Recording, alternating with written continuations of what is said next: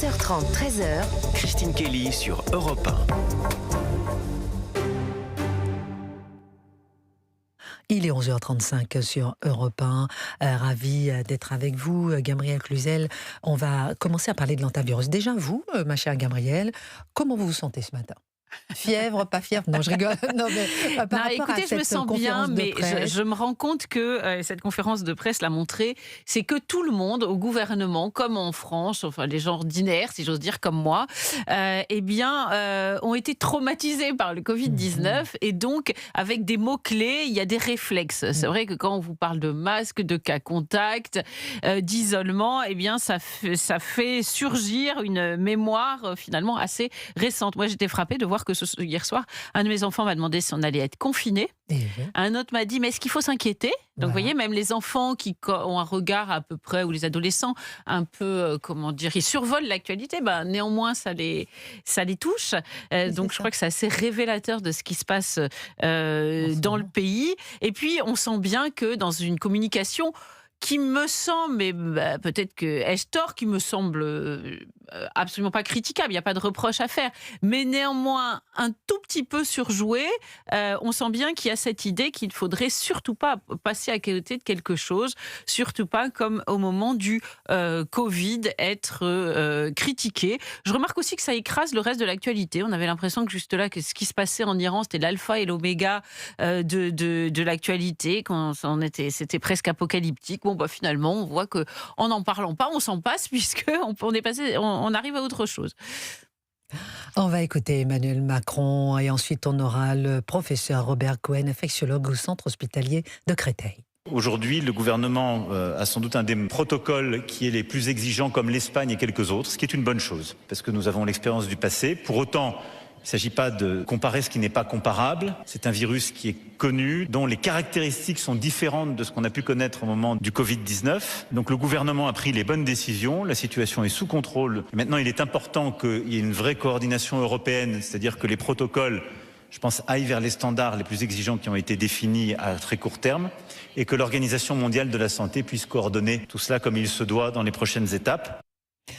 Voilà Emmanuel Macron que vous avez pu entendre, professeur Robert Cohen, merci infiniment d'être avec nous sur Europe 1. Vous êtes infectiologue, bonjour au centre hospitalier de Créteil. Quel sentiment vous avez par rapport à ce virus ? Quel regard vous portez par rapport à ce virus ?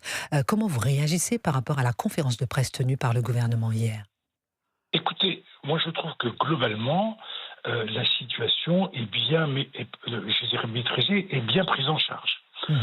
Voilà un virus qui est probablement très peu contagieux, mais qui est très très très grave, donc il faut avoir ça en tête, dont l'incubation est très très très longue, peut-être très très très longue, en plusieurs semaines.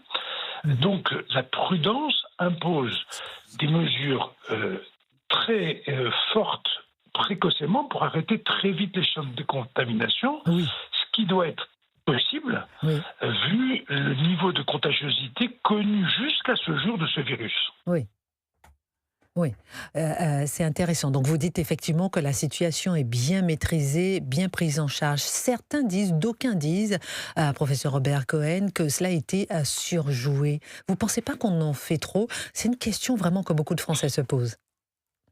Alors, je ne pense pas sur le plan des mesures prises. Il est question d'arrêter très tôt les chaînes de transmission dès qu'elles arrivent en France.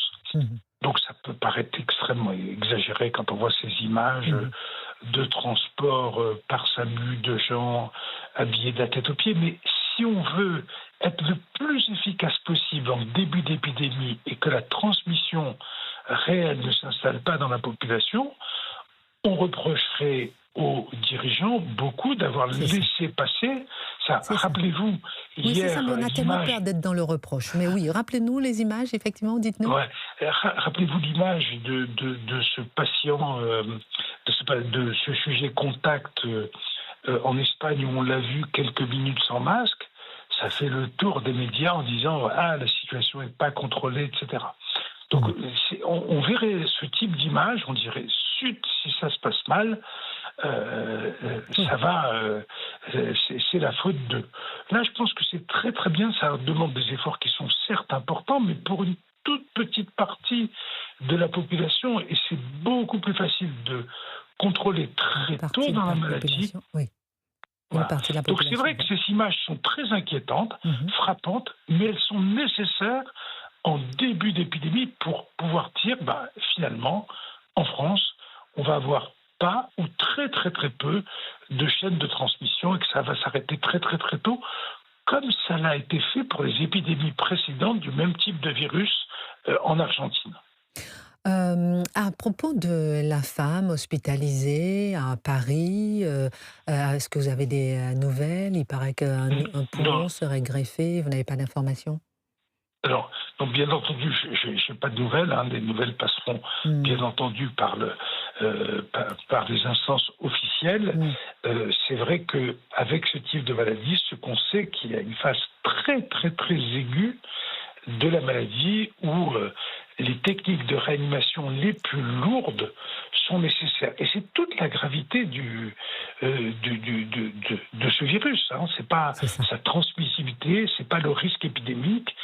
Mais quand les gens sont malades, ils sont très très malades et on a besoin de réanimation de très très très haut niveau. Oui, et on a compris effectivement qu'à partir du moment où on développe la maladie, ça va très très vite. Merci beaucoup, professeur Robert Cohen. Je résume un peu ce que vous nous avez dit, c'est qu'à la fois les images sont inquiétantes, les images, on a eu raison de les montrer.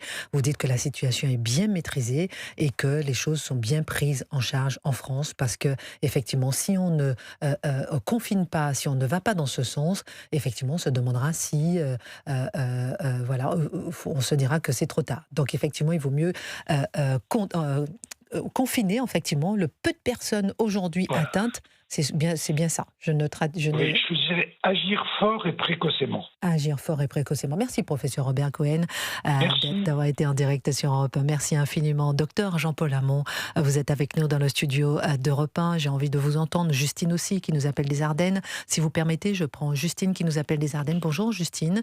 Est-ce que vous pensez, comment est-ce que vous avez réagi, vous, par rapport à la conférence de presse? Parce que là, vous savez, tout le monde marche un peu sur des œufs. On se dit, est-ce qu'il faut avoir peur? Est-ce qu'il ne faut pas avoir peur? Est-ce qu'il faut dire au contraire que tout est bien maîtrisé, comme vient de nous dire le professeur Robert Cohen? Est-ce que non, il vaut mieux parler du carburant et ne pas parler de l'antivirus? Comment réagissez-vous? Alors déjà, bonjour à tous. Alors moi, je suis assez sceptique et partagée. La conférence de presse m'effraie plus qu'elle me rassure, dans le sens où, très honnêtement, et je ne pense pas être la seule, la confiance entre les dires du gouvernement est très très très limitée. Quand j'entends par exemple M. Macron qui dit tout va bien, j'ai l'impression d'être dans un remake du film Y a-t-il un pilote dans l'avion, et on ne sait pas trop si effectivement la situation est sous contrôle.